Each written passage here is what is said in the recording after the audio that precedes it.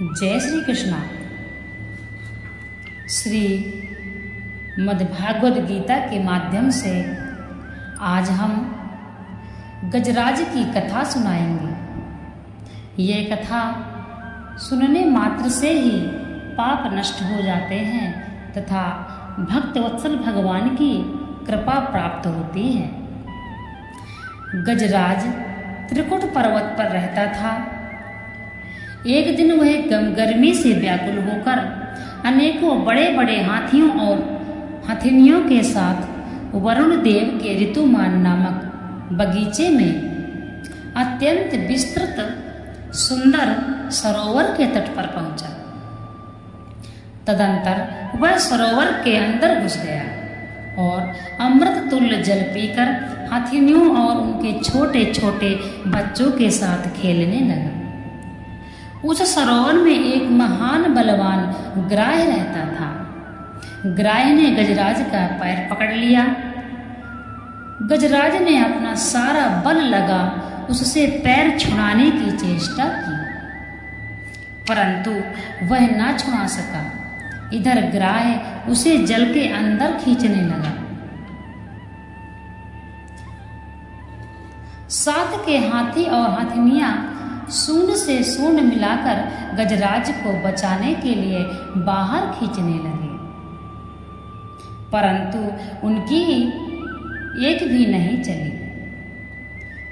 बहुत समय तक वह लड़ाई चलती रही।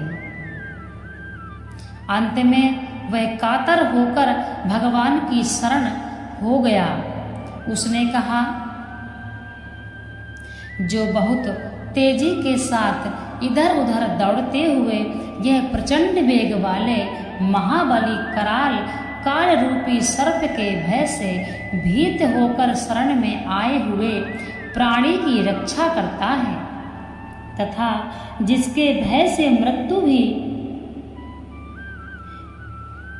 इस तरह दौड़ता रहता है, ऐसा जो कोई ईश्वर है उसकी हम शरण में जाते हैं। फिर गजराज ने मन ही मन भगवान की बड़ी ही सुंदर स्तुति की। भगवान ने भक्त की पुकार सुनी और सुनते ही वे भक्त को बचाने के लिए अधीर हो उठे। वहां एक कवि की बड़ी ही सुंदर उक्ति है। ग्राह के चंगुल में फंसे हुए गजराज को बचाने के लिए पलंग को छोड़ते हुए पार्षदों की परवाह न करते हुए कौस्तुभ मणि को भुलाकर उठते उठते ही गदा गदा इस प्रकार पुकारते हुए लक्ष्मी जी को भी ना देखते हुए और गरुड़ जी पर बिना कुछ बिछाए नंगी पीठ ही चढ़कर जाने वाले भगवान नारायण हमारी रक्षा करें, ऐसा गजराज कहते हैं। हे नारायण हमारी रक्षा करें। अंत समय में गजराज ने सिर्फ नारायण का सहारा लिया और पूरी श्रद्धा भावना से पूर्ण भरोसा रखते हुए गजराज ने नारायण को पुकारा। भगवान कभी भी अपने भक्त का भरोसा नहीं तोड़ते हैं। पहले इस संसार में मनुष्य यदि कोई आपत्ति होती है, कोई परेशानी होती है, तो व्यक्ति पहले 4 लोगों से सहायता मांगता है, इसके पश्चात भगवान को पुकारता है।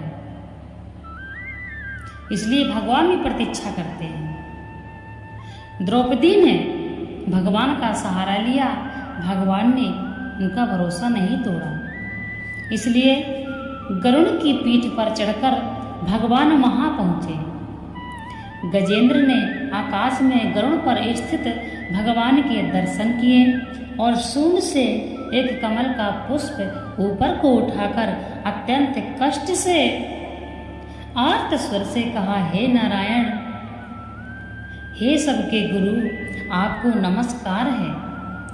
भगवान ने भक्त के प्रेम पूर्वक दिए हुए कमल के पुष्पों को स्वीकार किया।